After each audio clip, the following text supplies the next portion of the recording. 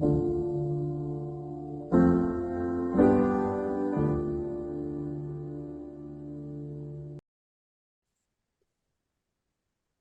everyone. Welcome to another episode of the Compelling Conversations podcast. Today, I'm joined by Kareem. Kareem, thanks so much for being here. For sure. Where are you joining us from, man? Anaheim, California. Yeah, Anaheim, California. Yeah, California, man. I love California. The place to be. I wanted to ask you, are you a perfectionist? am I a perfectionist? Yeah. That's a good question.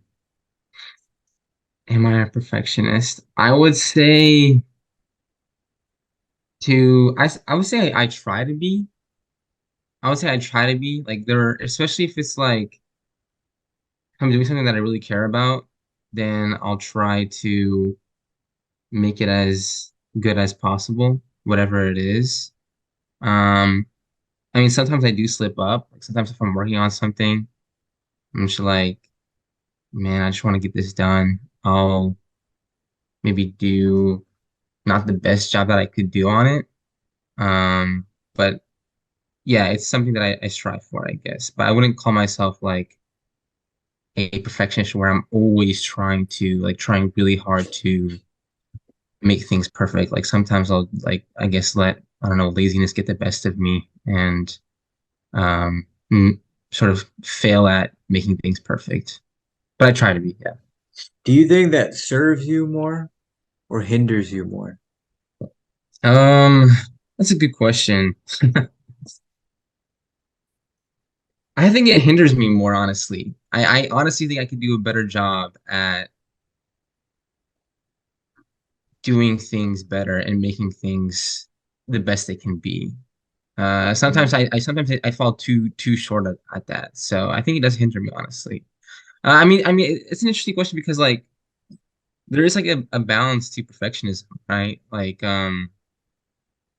What do you mean by that? A balance to perfectionism? Right, like because being too much of a perfectionist can also be a hindrance. But at the same time, like not striving at all for perfectionism can also hurt you as well. Like if you're too much of a perfectionist, sometimes you won't be able to get anything done. Like you could work on something, you could work on a project at infinitum. You know, there's always some things could always be better. Um, yeah, yeah, Yeah. things could always be better, and then so like you have to like recognize like when to actually finish something or when to like let things go. But if you're not striving at all for perfection, um, or if you're not at least striving at all for a certain ideal for how something should look like or be like, um, then I guess like you run the risk of just really turning in shoddy work with whatever you do. So yeah, It's a good point that you made there. I like that. yeah. Well, something that it made me think about was that striving for perfection reveals passion. Because when you're doing something and you're trying to make it as best as you can, as you said, it shows that you care, that you have an Mhm. interest. One of something I really admire about Elvis Presley, when I watched that film and they kind of dissected parts of his life, a recurring pattern that I noticed was Elvis, he had so many dreams and visions, and he could never quite achieve them perfectly. Mhm. So to him, they weren't perfect, but he still did them and he still did his best. And for us, the audience, the people that, flock to Elvis, we see whatever he did as something beautiful and glorious and magnificent. Like it's enough for us. Yeah, It's not enough for him, but he still was like, okay, you know what? I'm just gonna like accept it and move on. And he kept striving and struggling to the next one, to the next one. So I really admire that about him, like just the yeah, pursuit of the dream, even if it isn't perfect. I think it's yeah. so That's interesting because you always hear that about the greats, like how like no matter what they did, they always felt that they fell short on something, which is really interesting. Like no matter how well executed their art or their project or the practice of their craft was, yeah, they always felt like they were falling short or that they missed something or that it wasn't good enough, which is interesting. Like that's like a very common thing amongst like some of the greatest people who have accomplished like amazing things. So that's interesting, yeah. Yeah. And Because you I can't, just, yeah, mhm. go ahead. Yeah, because you can't like it's weird, like because you can't work on something, finish it. It's almost very hard to have a satisfactory attitude about or like a like be content with the work that you do. Um, because it's almost like I feel like that's almost aligned with stagnation. Like if you're just content with the work that you're putting out, you're not working towards bettering your work, I feel like. I don't Yeah, know. perhaps there's an absence of growth. And what you just said, it makes me curious. Should we be suspicious of satisfaction, or is there room for it? Hmm. Should we be suspicious of satisfaction or is there room for it? Um yeah, I think I think you really hit the nail on the coffin. I mean again, like there is that balance where it's like um we don't want to drive ourselves crazy in the sense that like we don't want to get to a point of where we're constantly putting ourselves down and we're constantly not like taking a moment to, you know, smell the flowers and sort of at least be proud of the work that we do, right? Like especially if we work hard on something, like I think everyone deserves a moment to just at least have a sense of relief of getting something done or, you know, being proud of something that they've done, but at the same time not getting too consumed by that and caught up in that and recognizing, okay, like I did this, now I gotta do something better. Like I can't just stay satisfied or content with this. Um, so yeah, it's just like there is room, but it's about how much room. It's Yeah. about how much. Yeah, yeah. And Yeah.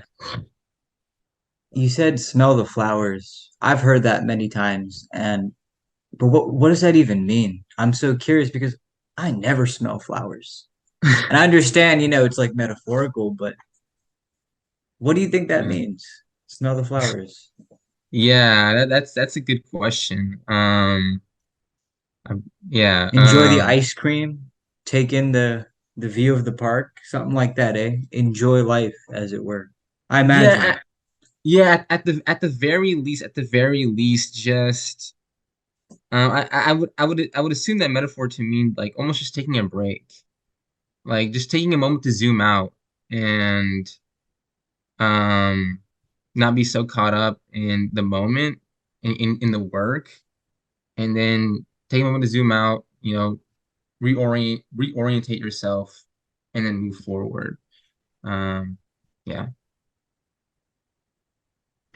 Have you ever had a situation where you felt you were cornered? And if so, did you escape? Ooh, I thought I was cornered. Wait, can you repeat the question again? And I couldn't Yeah, escape where I felt like I couldn't escape. yeah, but then you did. And the reason I'm thinking Oh, about this, interesting. there's several reasons why I brought this up, but one of them can be tied back to Elvis Presley, even, where there's moments Hmm. in his life he felt cornered, but that pursuit of the dream again and again allowed him to escape.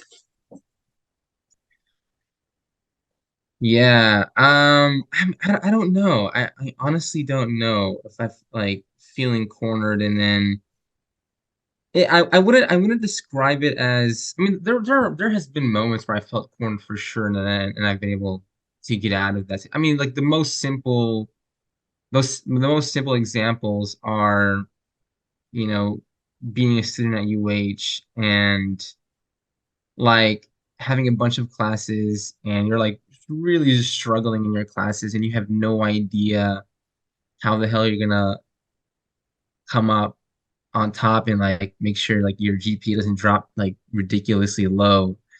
And then somehow it just sometimes somehow it just works out. Like by the end of the semester, like you were able to pull it together and meet all your responsibilities um and get through it. So that's like the most simple example. Like every time I felt like I was like there was just no way I'm gonna get through this semester, get through this week. Like somehow by the end of that week, by the end of that semester, things just worked out the way they did. Um, but as far as like, I feel like that's a pretty common thing. But as far as like getting out of a difficult situation, there are times where I felt it's been different than it's been different than feeling cornered. I feel like feeling cornered is like kind of feel stuck in a situation and then somehow you make it through. But for me, like most of my difficult situations have not really felt like being cornered, but being felt like in a very thick fog, being very like directionless and like trying to find a clear path uh, through like all the noise that's constantly around us through social media, through society, and just trying to like find a purpose and find things that make sense and find truth and just stick towards that. Like that's the main struggle that I've been having. I really haven't struggled so much of like being in a tough spot and I have to get out of that. Like that's yeah. And then also I do want to go back to you know when you were talking about like stopping and smelling the flowers. I think there's definitely a problem with too much of that. I think like there's a lot of like rhetoric these days of like, oh, like you gotta stop and smell the flowers. You gotta take a moment to relax.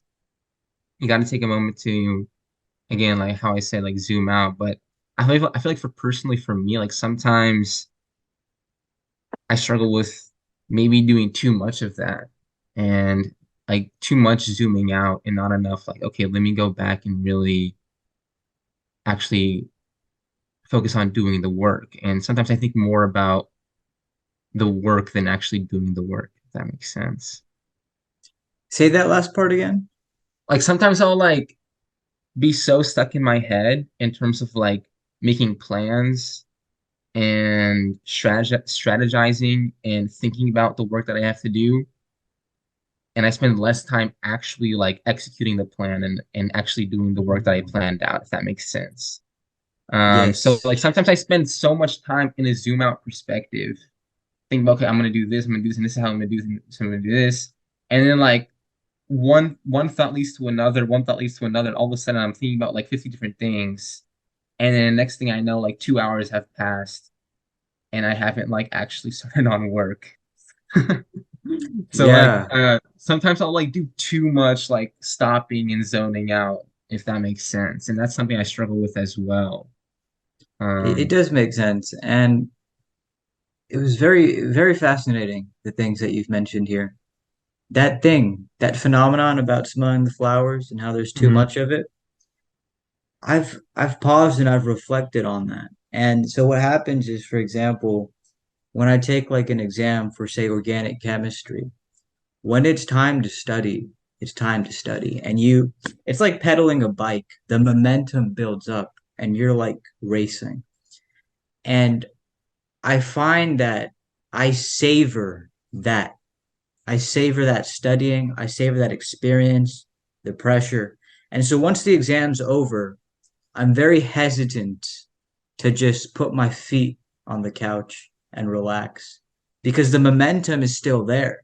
It's like I want to savor that momentum and keep going, like, and apply that to other aspects of my life. So I see what you're saying. Like that whole That's thing about interesting. smelling the flowers, it there definitely needs to be like a balance there. It needs to be That's placed interesting. in to allow you to operate in the other aspects of your life. Yeah. Yeah, that's interesting. I mean, I feel like then again, I feel like prayer has so much to do with that. You know, like you talk What about do you mean by that? like you talked about momentum, right? Yeah, you're right. Like everyone will have like a momentum to their day where like they get started on work or they get started on whatever they have to do, and they'll have like this momentum to their day. But then like oh like Dhuhr or Asr just it's time for that. It's time to pray Dhuhr or Asr. And then like you kind of have to like stop yourself from the momentum, and then like and that is sort of like I guess fits into the phrase of stopping to smell the flowers, prayer or any type of activity like that. So That's a very good point. Yeah, yeah, prayer is so like stopping to smell the flowers. yeah, so I totally understand about like this idea of getting caught up in the momentum of your day, but I feel like we all, as much as some of us may be resistant to um feeling like we should have a period of relaxation, we all like end up some way or another like um stopping to like just take a moment. And the problem is that like when those moments get caught up in your momentum, which is What what does that happened to mean? me, a lot in college, where it's like you're going about your day, you're doing your work, and then those moments that should be moments where you stop and reflect or just stop and take a moment to bring yourself down to earth, those moments just become like another cog in your momentum where like you're doing work, you get up, you pray, and like you're not even like really thinking about your prayer too much. You just it's almost like um very robotic in a way where like it was almost like those moments just become like very like habit like. You're just doing it and you're not actually like having much intentionality in that sense. Yeah. Yeah, Yeah. intentions are like, I think intentions are the key that either lock or open the smelling the flowers thing, huh? Mhm. Because you Yeah. have to be very intentional in like every single thing you do to first Hmm. of all be present and also make Hmm. time for smelling the flowers or for working. Yeah. Intentions, literally the game changer, huh? Yeah, but also I feel like intention isn't everything either. Like because What do you suppose is more pertinent than intentions? um I mean no, intention is definitely important, but I feel like really quality is another. Like you can have the intention to do something, um, and you can have the intention to do something and do it with low quality, right? Hmm. Like doing something like the effort. I guess effort is another like another big thing. Like I find myself like I'll be very intentional about doing something, but I still I'll be like, man, like I actually could have, even though I came into that activity being intentional about it, I could have put more effort into it. Like I could have really taken more time with it and put more effort into it. Even though like I did like stand up to do this with intention. Um, effort and practice is also really good, you know. Yeah. No, thanks for sharing that. That's very important. I was listening to Yeah. Naman Ali Khan, and he was talking about how in the world, everyone is concerned about your results. Nobody takes the time to dissect your efforts. But he said, what's most important to Allah is the effort that you put into a thing, not the Mm, results. So it's an mm, interesting thing where it's like the world cares about what did you manifest? Did you win? You know? And to Allah, it's more like, well, did you put in the effort? It doesn't matter if you win or you lost. Did you put in the yeah. effort? Yeah. Quality factor that plays a role. Yeah. Yeah. No, that's such a actually it's weird because I was thinking exactly about that like not too long ago. Like literally a couple days ago about the fact that what really matters is the effort and the result is completely in Allah's hands, and the only thing that we can really care about is the effort. Um, because Yeah. it is hard it is hard to sort of go into something and being like, I'm just gonna do it and I don't care at all like what happens. I'm just gonna put the effort into it. Like it's hard to do that because you want to go into something, especially with how you said it, how like our society cares so much about results. Like sometimes I'll go into something thinking like, man, like I really need this to be the result of the work that I put into of the work that I'm about to put into. Like I think so much about the end goal, the result, and and it's like, man, I should do this regardless of the result. Like this has nothing like this activity should be done regardless of what will come up from it. So like yeah, it really yeah, it's really hard, honestly. Um, yeah. Why is that important? This activity has to be done regardless of what will come of it.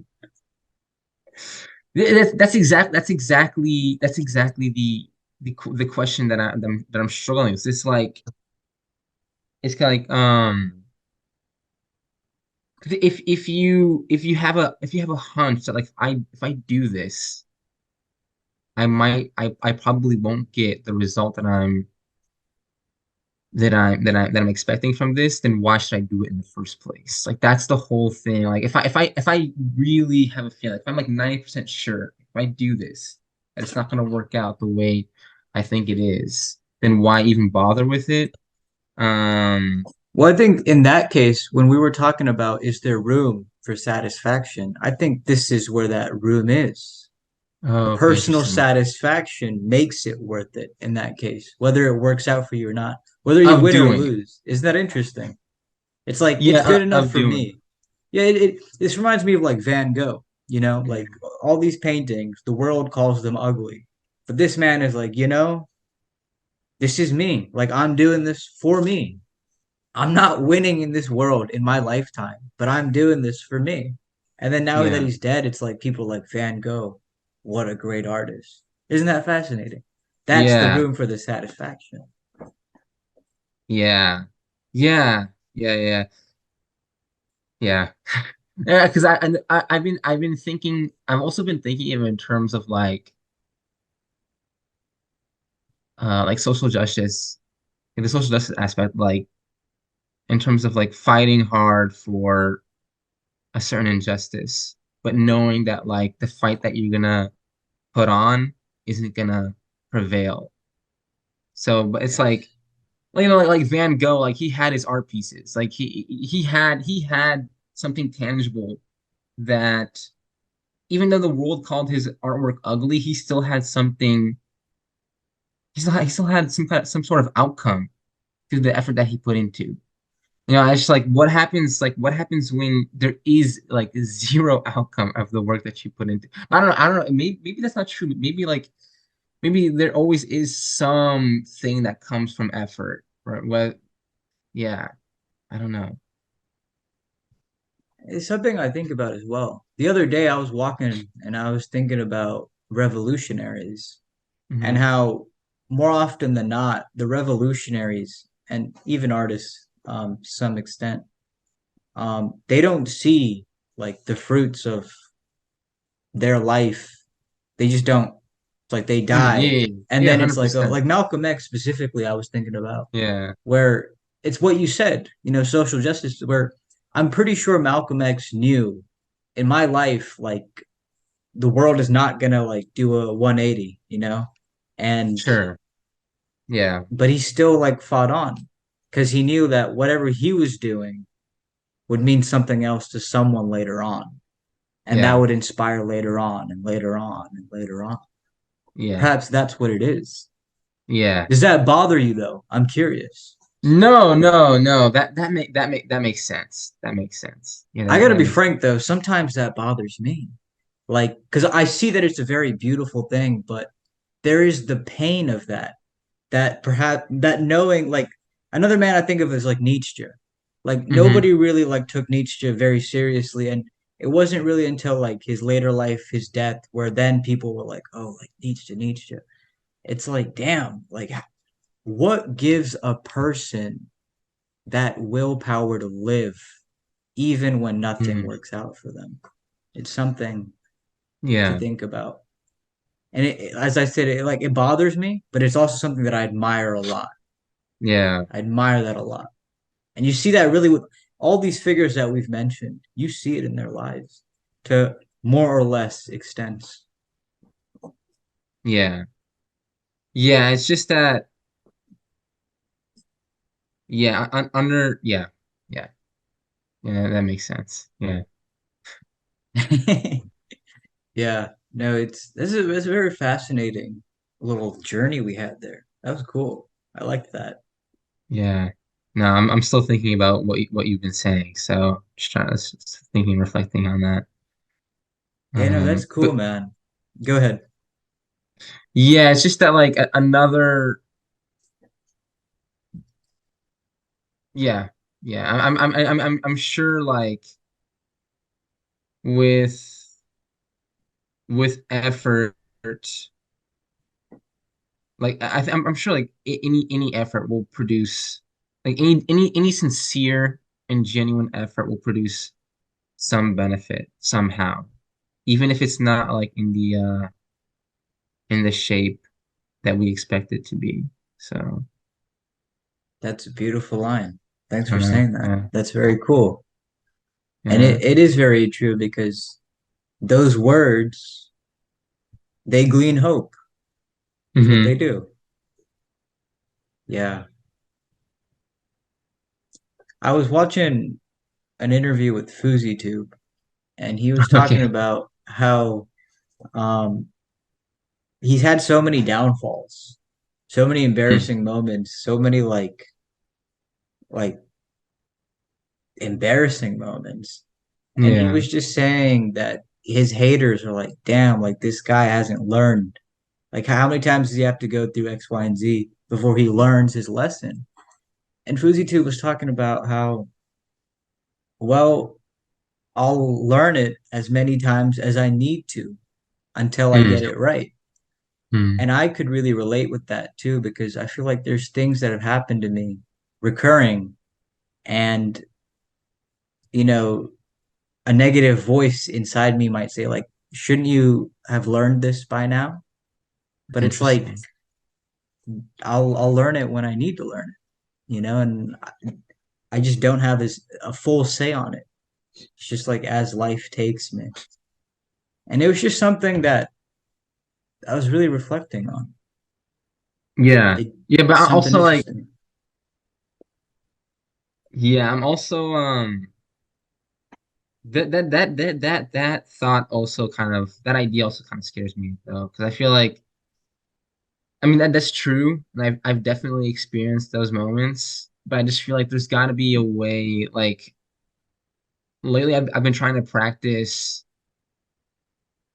like writing more in terms of like writing like my thoughts more, or like at the very least like writing when I guess like something significant happens in my life. So I just I'm just trying to figure out a way to not have that happen. Or like I'm trying to figure out a way to like really remember lessons that have come across my life and not be like, oh man, like why did I do this? I've already like I don't want to repeat. I don't want to repeat mistake. Like yeah, that's the thing. That's the point I'm trying to make is that like I'm trying to figure out ways and create systems in my life where I'm like not repeating mistakes. Yeah. Um, so, Aren't we all? Isn't that interesting? Like the yeah, human yeah, experience. It's like, Yeah. damn. And sometimes we think like, oh, that person has it figured out, but Yeah. maybe that's not the case. Yeah. But I mean like I mean that's interesting. Like at some point do you get like worried like man like okay like I keep like this is a lesson that I've faced with multiple times in my life already. And you know you said this idea of like I'll learn it when I learn it. But do you ever like get worried or like have that anxiety like man like I need to I need to not have that like I need to learn this now. I need to figure out how to fix this now and not fall into this, not forget about this. I don't know. It's a very good question.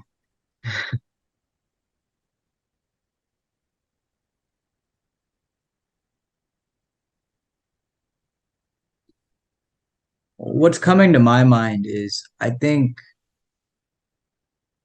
the right things claim you.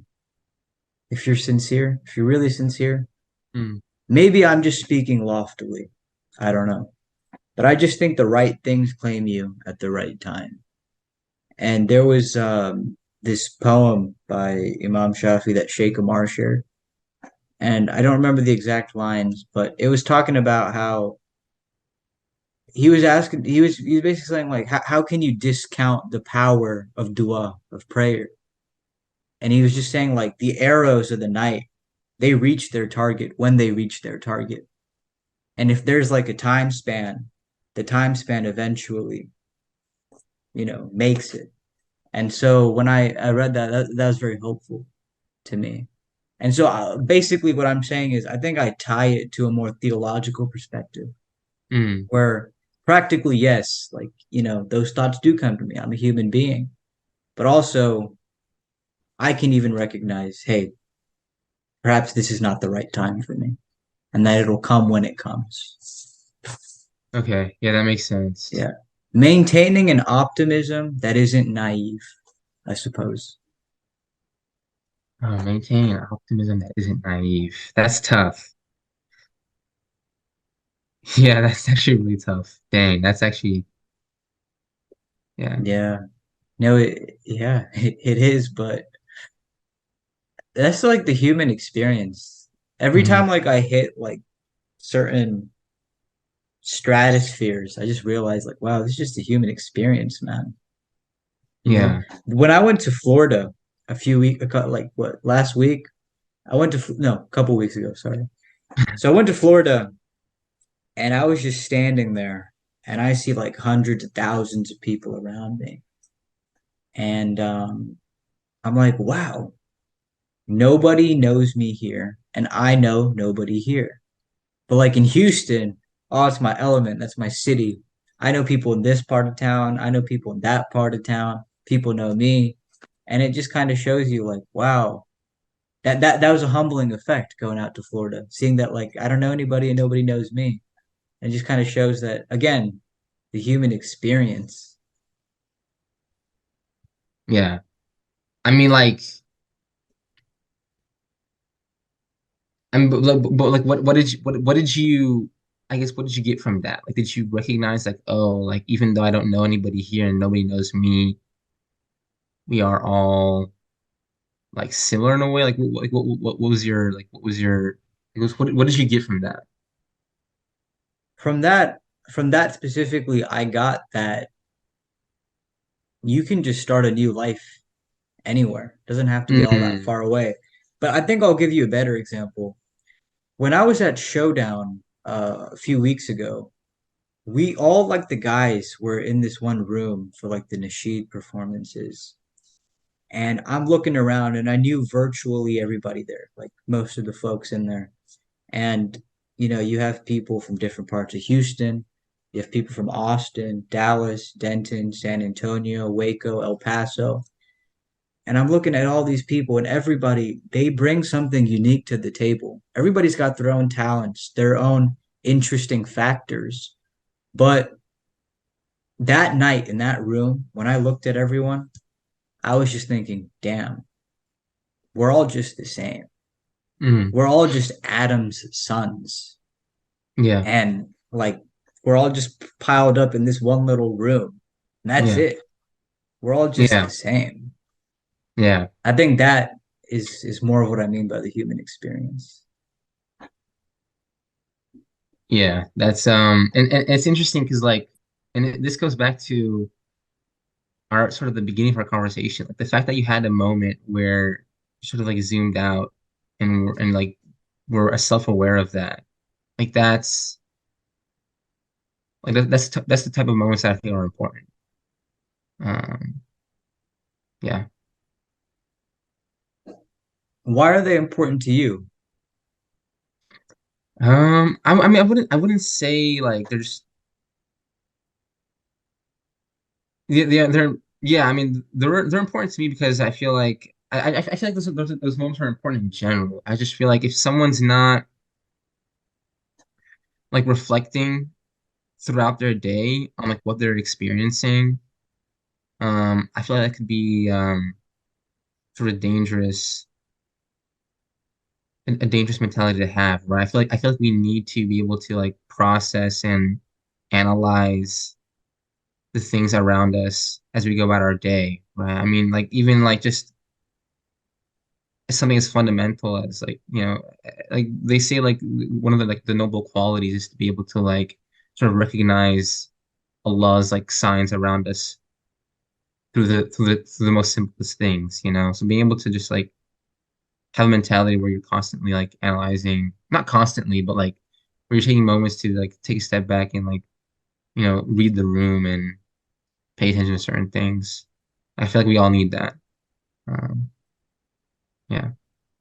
Yeah, otherwise it's like dancing with the Matrix, hey? Um, Yeah. This has but no, been a yeah, hmm? go ahead. No, I was gonna say I've definitely had those moments where you're just sort of like uh you're in an unknown place, but like dang like everyone here is just human, and even if something like wrong happens, like I could figure it out. Like I could find my way out of this unfamiliar situation. Um, We have to yeah, have that, eh? And this yeah. is another thing I've heard from Naman Ali Khan. Um, one of the meanings that you can attribute to the name of the devil, Iblis, is hopeless. And he was talking Mm, about how the factor that very much contributes to humans being humans is we're the opposite of that. We're hopeful. It's like we have to be. I just mm, think that's cool. yeah. And Yeah. that in of itself is like a very optimistic attitude, a very like nice attitude to have of like human nature. And Yeah. also like a very that's also very like that's also like very like anti of the rhetoric that like, oh, humans are inherently evil people. But so the fact that like we are hopeful, like that this is the antithesis of, I guess, what makes up the devil. So that's interesting. Yeah, that is pretty interesting. Yeah, Yeah. This has been a really cool conversation, Kareem. for sure. It really went by like this. It was so cool. Thank you It for went by like really bringing up fast. the places that you brought up. Yeah, And um yeah, man, do you have any we have less than a minute, but we could just do you yeah, want to finish this in another thing? we could, we Okay, let's could do that. Let's do that. I'm just gonna end this one, just jump on to the next one. for sure. Yeah, yeah. So this has been an awesome conversation, man. I really appreciate you bringing up the things Yeah. you brought up. I'm curious, do you have any closing thoughts? Anything you felt like you wanted to say, you didn't get a chance to, or something on your mind that you wanted to express? Honestly, not really. Like that was, I think, a perfect, what was it, 45 minutes? Like there's It nothing was else like that less than 40. Yeah. yeah, no, I'm good. Like I have I have no closing thoughts. So yeah. Yeah. I mean, do you want to like continue? Like, how far do you want to continue? Do you want to continue? Or do you just want to wrap up the conversation now? Um, if you're willing to, I can continue for a bit. Okay, let's do it. Yeah. Okay, let's do it. All right, I'm excited. Yeah. Um, man, I was gonna mention something earlier, like earlier in the conversation, but I completely forgot, honestly, at this point. So I mean, if you don't have any like any points, like, we could just wrap it up. I was trying to think of something, but if I remember it, then we'll bring it up. But Yeah. Yeah, I mean, the way that I keep these just candid. So like literally everything that I've brought mhm, up has none of it was scripted. This is just like what came to me. yeah, If there's anything that's coming to me right now, it's California, actually. okay, Um, I love California. It's a beautiful place, and I've began to love Texas. Yeah, and I'm curious for you. What do you love more, California or Texas, and why is that? yeah. I mean, I lived in Texas most of my life, so I just have that natural attachment to Texas, to Houston. So obviously, like when I get that question a lot, and I always say Texas, honestly. Um, Interesting. but I mean, I love California too. Like a lot of my family lives here.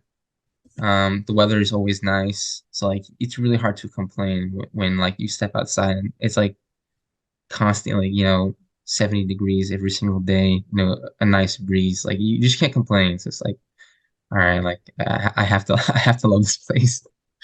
Yeah, It's hard to not it's hard to not like not like and enjoy California, honestly. Yeah. I think every time that I think about you, I'm like, that guy, he's like strolling on Laguna Beach or something right now, looking at the sun. I actually don't go to the beach too often, honestly. Um, but yeah, I wanted to ask, when do you graduate?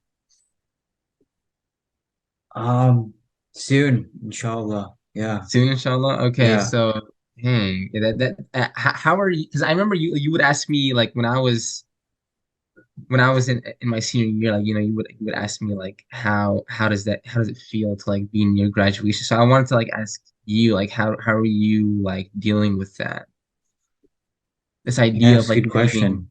that this like the idea of like leaving college, like how are you dealing? Because like honestly, for me, like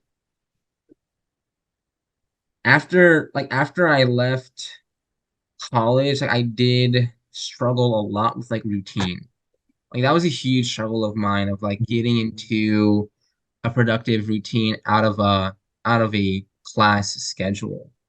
Um, and that was sort of like one of the things that I was worried about was like how am I gonna like I guess be productive and stay on top of all the things I need to do like outside of the outside of like having a college like classroom schedule.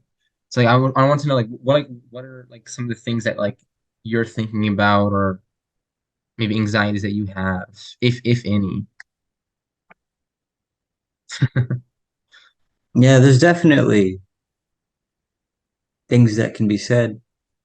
When you said anxiety, I was just thinking about Soren Kierkegaard, and I had heard something where he talks about how all human beings are anxious creatures. And the person that was explaining this went on to say that anxiety is the ticket to life. Like the train is life, and to get on the train, anxiety is the ticket. I Yeah, it's actually very interesting. yeah, I'm in a position where I'm more concerned about doing things that I believe in. Because Sure, I yeah. feel like in my experience, in my life experience, when I have done things that I don't believe in, it bites me. Mm, Like in the Viking mythology, the wolf is symbolic of fate, and it bites me when I'm not true to myself. But I've noticed in those moments where I am true to myself, the wolf treats me like I'm kin to it, like I'm akin to Hmm. it. And so that's something I've realized about fate is that if you don't live true to yourself, it bites you. But if you live true to yourself, it treats you akin to it. And so Hmm. that's where I'm at, take what you may from those mysterious words, but I Okay, love interesting. mythology and that's just how I speak. Like Yeah, that's yeah, how yeah. I'd put it. That's how I'd put it. Yeah. When you were in this state of the absence of routine, do you feel like you're rooted now? Have you found those roots for yourself? Um, Honestly, it's still something. That's been like a huge like journey for me. It's still something that I work on every day. This idea of like sort of being on my own schedule. And I mean, alhamdulillah, like I'm gonna be starting like grad school next fall, inshallah. But like this year of like not being in school, and sort of like being on my own schedule, it's something that like this literally this entire year I've been learning more about my like I've been learning more about, and I've learned a lot about myself this year. Not being in school, so like it's been interesting, honestly. If you don't mind me asking, did you cry this year? Did I cry this year? I think so. Yeah, yeah. I mean, like I honestly don't like.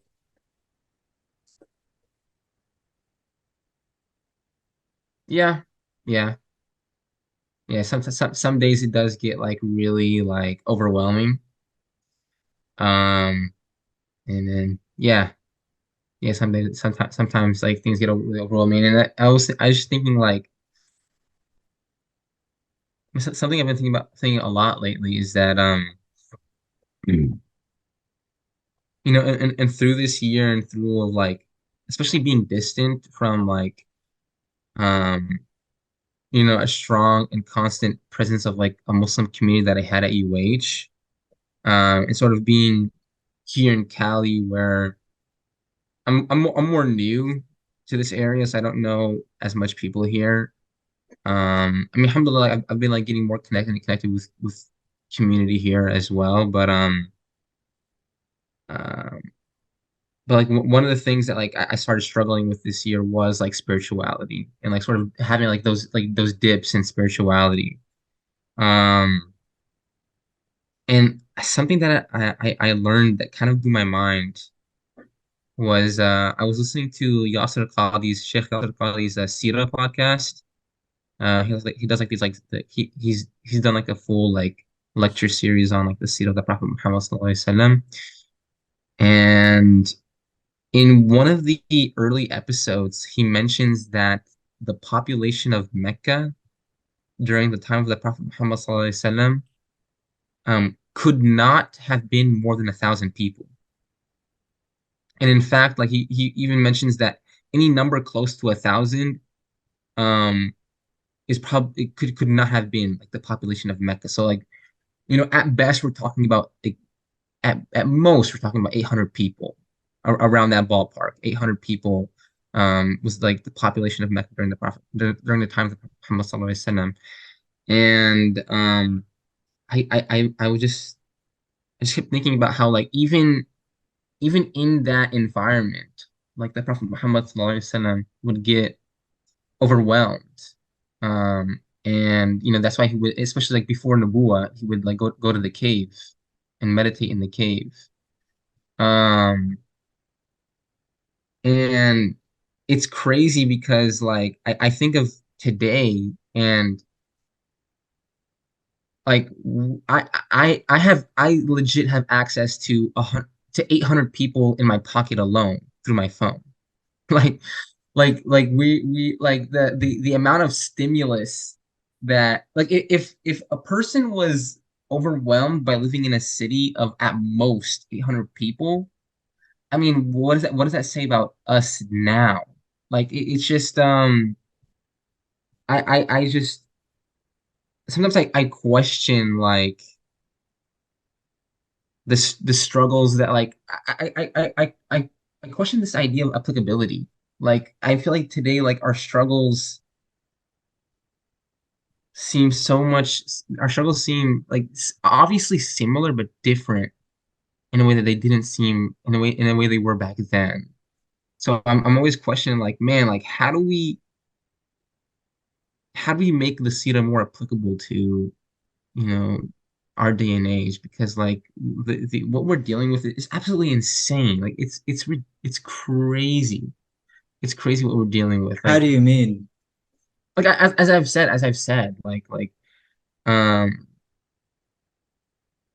you know, when we're talking about community and bettering ourselves and bettering the people around us and being a contributing member to society,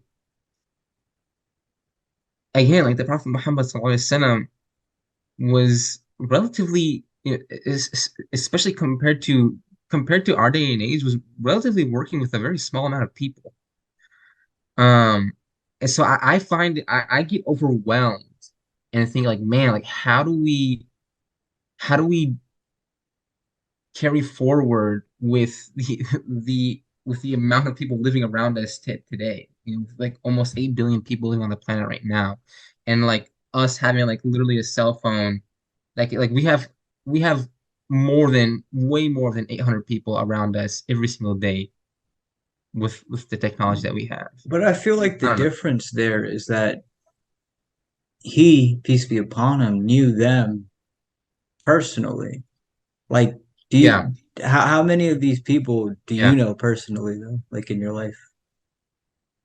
yeah. I know that's true. That's true. But I just feel like, yeah, that's true. I That's guess true. what I'm curious about is like, um, where are you taking that conversation about like a person's role and what they can do in Yeah, your life?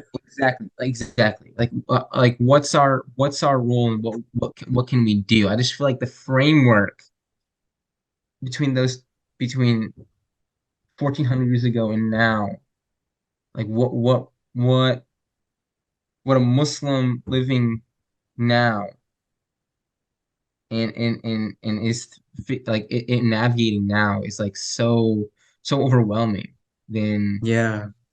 than some, It I don't know. it reminds me of that thing we were talking about with the effort, where it's like, not so much if you win or lose, it's more so the quality of your Mm, effort. And one of my mhm, friends, Olsey, he was telling me on this podcast that when he began YM at College Station, mhm. the thought that he had in his head was, we are only trying to change one person's life. If we can help better one person's life only, that's enough for us. And they've created like this vast network over there. When he said that with me, when he said that to me, it stuck with me. Just that making a small change and caring so much about just that one small change. Because I feel like this is just me thinking off the top of my head. When you shatter a goal and break it up into small pieces, I think the sincerity snowballs because it's like a small piece, small piece, small piece.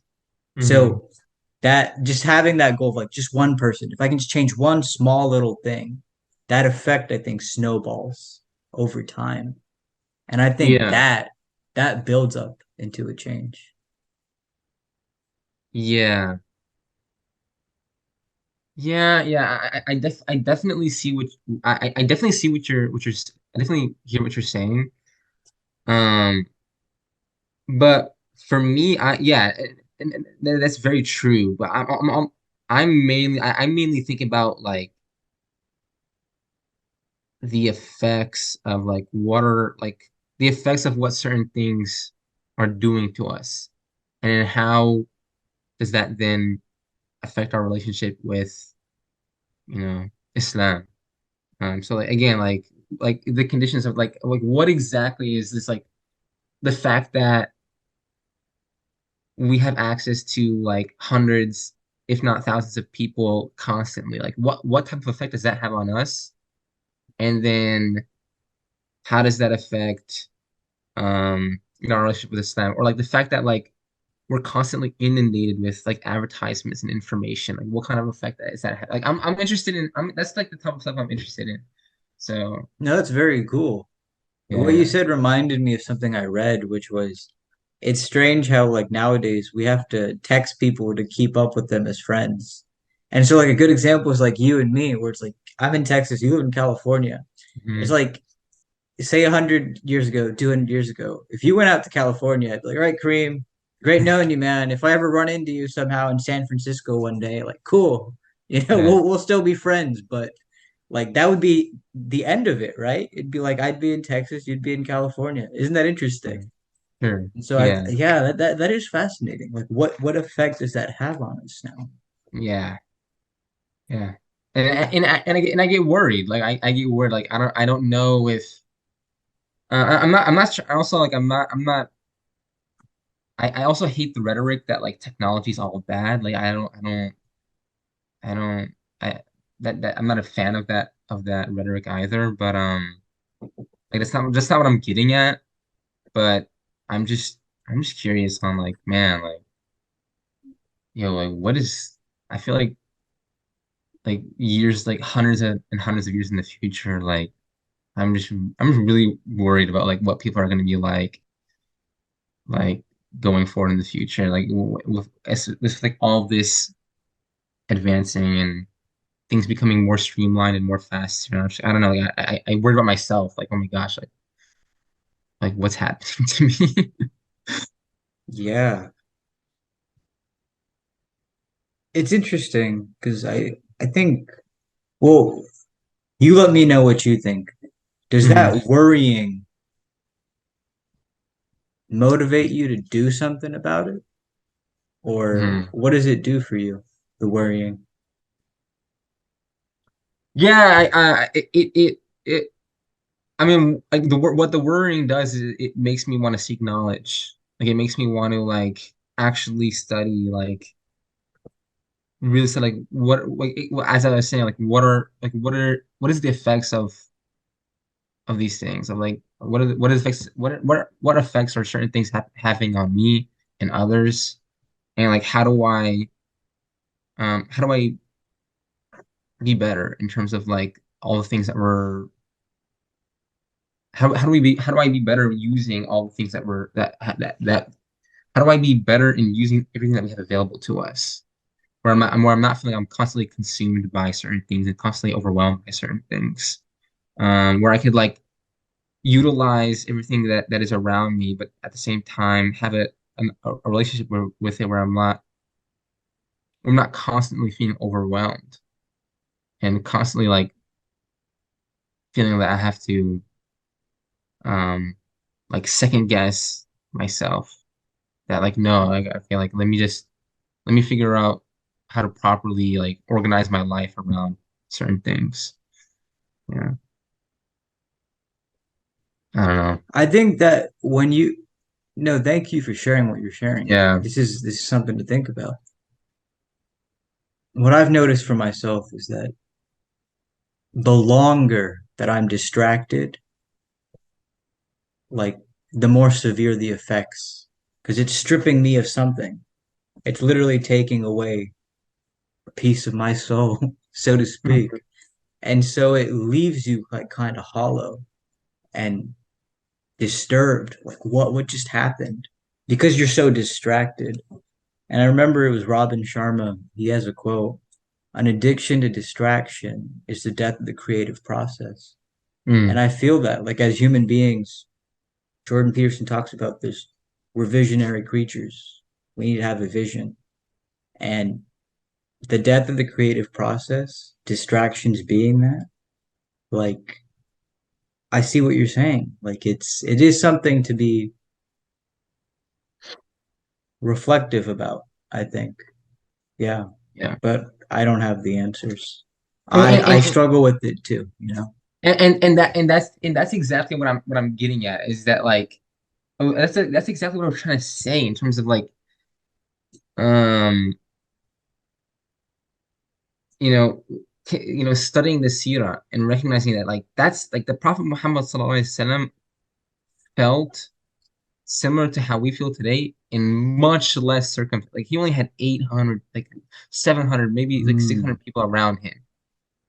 I see There what you're was this, saying. and how much is that like to like the fact that like we It's my theory. I don't know how that yeah happened, but go ahead. that's like the thing that I've been like trying to grapple and like think about like man like he felt that way with less people around him.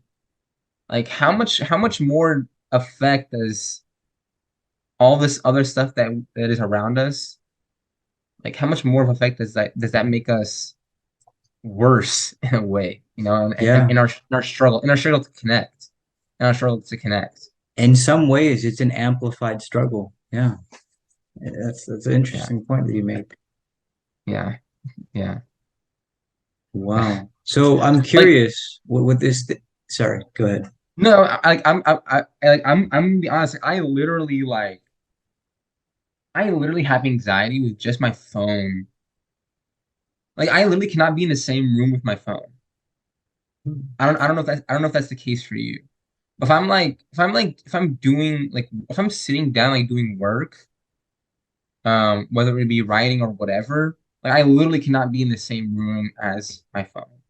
Um, Mm. I don't even go on my phone. Like I don't have like social media. Like I have an Instagram account, but like, I'm like rarely on Instagram. Um, that's actually the only social media I use. But like even like just looking at my phone, like seeing that black screen, like that just looking at my phone like gives me anxiety. Um, You were the man that introduced me to the term doom scrolling. really? Yeah, I remember that just now. Yeah. Okay. Do, do you think doom scrolling contributes to that anxiety? No, because I don't even doom scroll that much. Because again, like I don't even have like yeah, I don't doom scroll that much. Like I'll like text people. I go on Letterboxd a lot. Like I don't do you know what Letterboxd is? I used to be on that. Yeah. Yeah, so I'll go on Letterboxd for like a few minutes, like for like 10, 15, 20 minutes a day. And that's pretty much it. But like even then, like just looking at my phone like gives me anxiety. Mm. So like I like that's the stuff that I'm talking about. Is that like dang, like how do we like and I know like there are people who are struggling with that and more, So it's like, man, how do we connect? Like how do we connect to our dean? How do we connect to other people like in a sincere and genuine way? When we have like so many of this stuff around us that honestly didn't exist back in the day. So If you yeah. were to seek out the root of that anxiety when you see the black screen of your phone, what do you Hmm. suspect that is? Oh my gosh. God. I honestly, that's something I would have to think about. Yeah, that's definitely something I would have to think about. Like one way I can relate to you in that is, for instance, I've made the intention Hmm. that I'm doing like a social media detox, right? A Hmm. Ramadan type thing. I've made the Hmm. intention. And I noticed that like going on Instagram, it wouldn't like heighten my anxiety, but I just feel terrible. Like, man, I need to throw up or something. It's just so much that's thrown at your face. And the Yeah. doom scrolling factor also contributes. And Yeah. so, like, perhaps in that regard, I can relate to. Hmm. Yeah, but I don't know what it is exactly for you. And it's okay. I understand you'd have to think about it. Yeah. Yeah. I mean, it's. I mean, one of the things that one of the things is this the idea of what is this idea of constant connection that like I'm constantly with my phone around me. Like if I have my phone with me in my hand, even if I'm not like using it, if I'm not on the internet, I'm not scrolling through any social media, even if the phone is in my hand, I feel like somehow I'm connected to a public outside space. Oh, And I'm like, I don't want to be connected right now. Even if I'm not using it. Like that's how crazy. Like even like just the fact that like, it has a camera on it, even if the camera's not on. And just even if yeah, I just feel like connected even if I'm not using it. So I'm like, I don't want to be connected right now. dude, that is so fascinating. Like that makes me think, like, yeah, I love the way you articulated that, bro. Mhm. That's deep. What you just shared there. Like I feel that. I really Yeah. feel that. Yeah. So Damn. I guess that's part of the where the anxiety comes from, I guess. Yeah.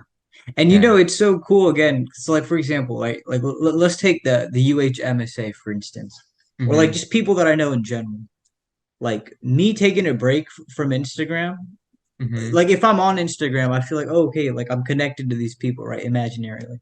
Hmm. But then like when I take away like social media, the social media factor, now I'm free to go to school just on my own. And if I run Mm. into the people, I run into the people. If I Yeah. find out about an event, I find out about an event. That Yeah. feels more genuine. Yeah. That Yeah. feels like a Yeah. more real connection. Because Yeah. it's like it's honest novelty is what it is. It's not like something that you saw on a screen Hmm. first, like prior. Like Hmm. you literally genuinely stumbled upon it. And so it Yeah. makes it more precious in a way. It's cool. Yeah. I mean, yeah. Yeah, I guess there is that there's some of that. Um, but I feel like there is some of that. I wouldn't say like I wouldn't say you cannot genuinely connect with the world with your phone in your pocket and scroll. Like I wouldn't say that. I wouldn't go to that extent. But yeah, there is some. What do you mean by that extent? Like could you explain that a little? Yeah, like I think even if you were like actively using social media and like on your phone throughout the day, I think you could still like genuinely connect with the world around you, like with people with the Mm. people around you, and like genuinely have like and generally connect with like whatever like event or whatever things whatever functions and events you're going to that day. I don't know. Maybe that's not what you were not completely what you were saying. Frankly, what you the things that you shared with me, like they're so new and cool to me that I haven't found the proper words to express myself. Perhaps that's Okay. what it is. But one Yeah. thing I will say is that in my experience, I know for sure that I take more pleasure and find it more precious when I'm out there in the real world meeting people and I'm cut off from the social Mhm. media So factor. okay, so that I feel that way too, but the reason why I feel that way is because it's a little bit different from the reason why from the reason you're stating. I feel that way because like I've let go of something that filled some headspace. So Mm. like when that I've let go of something that like occupied a space in my head, and now that thing doesn't occupy a space in my head anymore, and I just feel more like light-headed in a way. I feel more free to, I relate to that as well. so like I it that's the way to put it. yeah, yeah, yeah, yeah. And, like literally right before we started, like I literally had to like put my phone in a different room before we started this conversation. Um, yeah, yeah, That's very interesting. yeah. Wow. And sometimes it's tough because like I'll be in situations where like I don't really want to have my phone on me right now, but I kind of have to. If like I know like someone's gonna need to like reach out to me, so I need to like have my phone on me right now. But yeah, I don't All know. this Like, talk has been reminding me of that thing, that Soren Kierkegaard thing about anxiety. hmm. Like this is the ticket to life. We just have to deal with it type thing. Well, I actually I interpret that quote a little bit differently. How do you Um, interpret it? the idea of anxiety being the ticket to life, I think it's that quote. I believe what it seems like whenever you say that, it seems more of the again like because you like mythology. That seems more related to this idea of the Joseph Campbell call to adventure, like where you're refusing the call to something because you're anxious about it and you're nervous about it, but you just gotta fight through all your nerves and all your worries towards the call to adventure, towards you know the work, towards what you need to be doing. So like that's like almost in a way like yeah. So that's how I interpret that quote. But this idea of like having anxiety over like not necessarily like having things that give you anxiety and not like anxiety that like comes from wanting to do what like it's like a different type of anxiety like anxiety of like a phone or anxiety of I don't know maybe like a person um like I feel like that's like maybe a not good anxiety to have. I don't know like Yeah. that like there seems to be like a good anxiety to have or like a normal anxiety to have and an anxiety that's like artificial. Like this anxiety was made Mm. and and Yeah, it's like yeah, designed almost. yeah. The quote, by the way, that one, I don't think that's Kierkegaard. I think that's somebody who was talking about Kierkegaard. But Hmm. Kierkegaard's idea about anxiety was um, all human beings are anxious, and we live our lives thinking that, oh, like when I accomplish X, Y, or Z, then I won't Hmm. have to deal with anxiety. But he says, no, that's not the Oh case. no, yeah, You yeah, have to yeah. realize anxiety will always be there. And Yeah. so instead of wrestling with it, why not Hmm. dance with it? That's the idea. Are you a fan of Bo Burnham? I Like can't say I know who that is. you okay, you don't know who Bo Burnham is? No. Okay, he's so he like I'm very much like his work very much inspires me. Like he talks a lot about like his whole thing is anxiety and the internet. Like the anxiety in the internet, like that's his theme basically. He's a comedian. So if you want to, I guess, find work that's like interesting and entertaining and funny about that pertains to anxiety and the internet, like Bo Burnham is definitely um someone that needs to be on your radar. Like he had a comedy special a year or two ago called Inside. It's on Netflix. And that's like that comedy special is like everything to me. Like yeah, it's everything to me. Like it hits so much on like some of the things that I think about like almost on a daily basis. Um Mm. yeah, so that's like a recommendation to you. I feel like I would be very curious to hear your thoughts on that. Well, I appreciate the recommendation. Yeah. Yeah. I have to say, I'm pleasantly surprised by this conversation, like the Mm-hmm. entirety of it. It was Mm-hmm. very cool, and it definitely went places that I was not expecting. But Jordan Peterson talks about these sorts of things, right? Podcasts, conversations. They are like a dance. Like we're tiptoeing. We don't quite. I know a little bit of things. You know a little bit of things, and then we exchange that, and we build something new. We discover Mm-hmm. something new, and I Mm-hmm. really felt that here. So I genuinely appreciate you bringing your perspectives to the table. It was very cool to explore that. Yeah, dude. Honestly, like, thank you so much for having me on this podcast. Like, it really means a lot. I remember when you texted me about wanting me on here. I was honestly kind of surprised. I was like, dang, like that it meant a lot to me. So thank you so much. And yeah, like I'm really glad to hear that you thought this conversation went well. So because I Yeah, was pretty man, nervous it's and very everything. cool. Every like there's gems here. So Hmm. Hmm. thank you. And I guess this is the moment now. Do you Yeah. have any closing thoughts? Anything you felt like you wanted to say, you didn't get a chance to say? Something on your mind you wanted to express? Nah, no closing thoughts, honestly. Like this conversation I think went long enough. So yeah, Yeah, yeah. Well, thanks again, Kareem, for being here. for sure. Um, I had a lot of fun, man. Joining us from California, place to be. Yeah, but I suppose until next time, inshallah, eh? You take care, my Inshallah. friend. Yeah, for sure. All right.